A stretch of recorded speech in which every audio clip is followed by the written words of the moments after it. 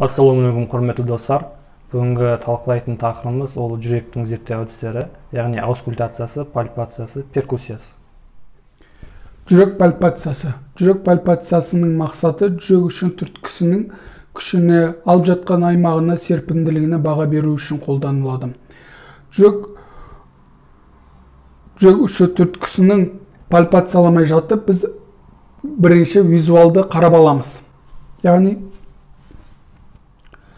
егер де визуалды жүрек үші түрткісі анықталынбайтын болса, ол кезде біз пальпацияға көшеміз.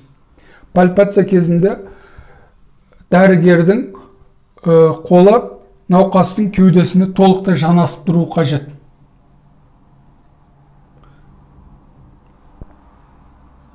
Егер біз жүрек үші түрткісіне осы жерде анықтай алмайтын болсақ, науқасты алдына иілуін сұраймыз. Және де бұл уақытта да жүрек үші түрткісін анықтай алмасақ, науқастың терең тыныс алуын сұраймыз.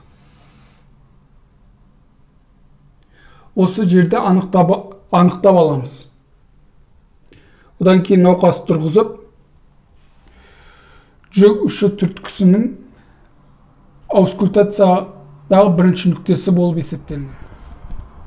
Жүрек аускультациясының мақсаты жүрек қақпақшаларына баға беру. Жүрек қақпақшалары митралды, қолқа қақпақшасы, өкпе сабауы және де үш жармалы қақпақшалардан тұрады. Бірінші нүктеміз бұл митралды қақпақшаны тыңдау нүктесі болып келеді. Бұл нүктені біз пальпациялау арқылы тауып аламыз. Яғни жүректің ұшын тауып аламыз, сол ұшына қоямыз фонендоскопта.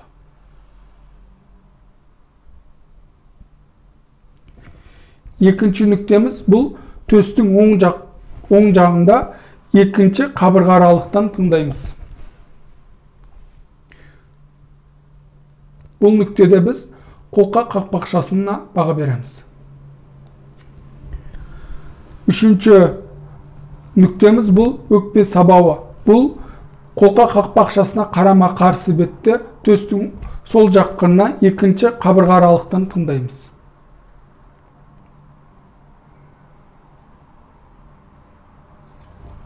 Төртінші нүктеміз бұл үш жармалы қақпақшаны тыңдайтын нүкте. Бұл төстің төменгі семсер тәрізді өсіндісінің негізіне қоямыз.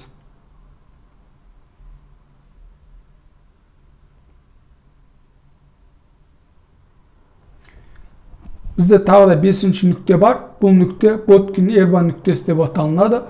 Бұл нүктенің мақсаты қолқа қақпақшасының тыңдау. Яғни бұл төстің сол жағынан төртінші, үшінші қабырға аралықтан тыңдаймыз.